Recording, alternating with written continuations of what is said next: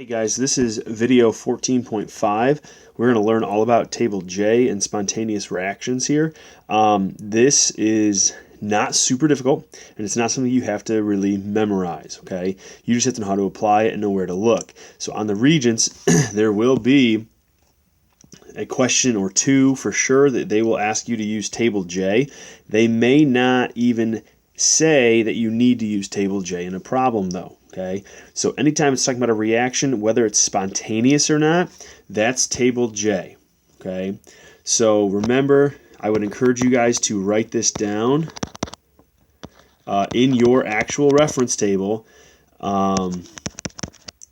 spontaneous reactions. Okay, so that if you see that term spontaneous or not, you know that, hey, this is where I need to go. I need to look at table J. General rule, elements that are higher on this list, okay, on table J, are more reactive than elements below them. Okay, so in a couple minutes, we're going to do some practice examples, and you'll see kind of how that plays into reactions or not. A spontaneous reaction, guys. Spontaneous is a term you should be familiar with. We've talked about it a little bit in this unit already, right? It's reactions that occur without adding energy to a system. So they just happen, okay? If the single element in the reaction is more active than the combined elements in the reaction, then the reaction will be spontaneous. Again, this will make more sense here in just a minute when we look at examples. Typically, guys, this is only for single replacement reactions.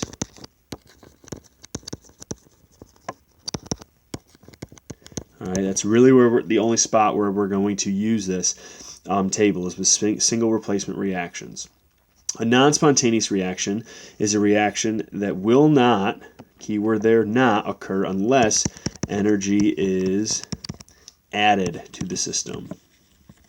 All right, so if the single element is less active than the combined element, the reaction will not be spontaneous. The only way you could get this reaction to happen is if you put a lot of extra energy into it. So you need something like an external energy source, like a battery, to kind of get that going. We'll talk more about that in the last few videos when we start talking about electrochemical cells. So this is kind of the type of reaction that you're going to see. All right, the examples. I have plenty of extra practice, guys, in the binder. Okay, especially multiple choice. Highly recommend before your summary quiz that you take a look at the multiple choice practice because those are typically the type of questions you're going to see.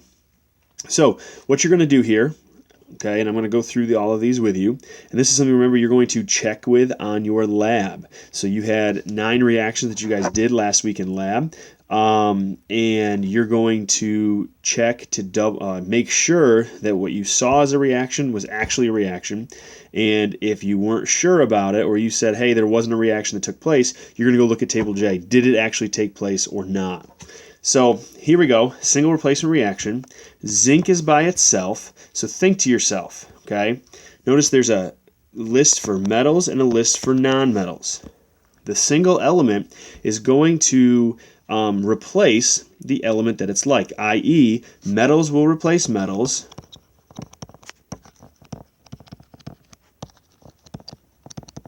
okay, and then nonmetals, which the only nonmetals you would worry about are the halogens, because those are all that are given to you in the nonmetals list. Nonmetals replace nonmetals.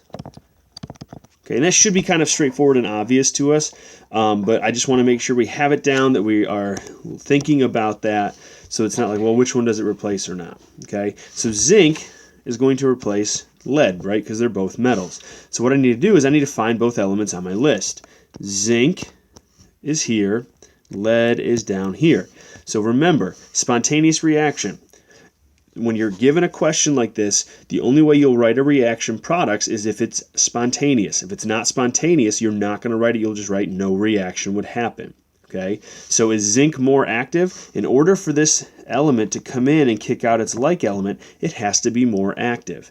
which means it has to be higher on the list. So in this example, yeah, zinc is more active, so we would actually get a reaction to happen.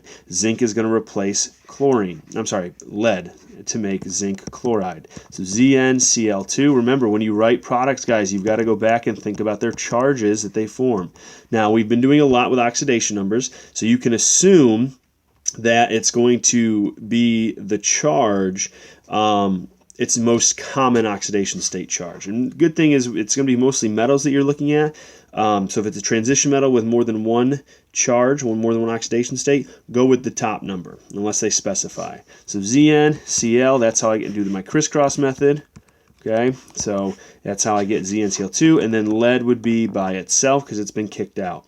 That's it. That's all we're doing here.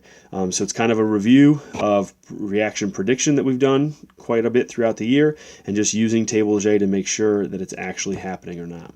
All right, so if you feel comfortable, I want you guys to go ahead and just pause the video and try these the next 5, and then come back and check them. All right, number 2.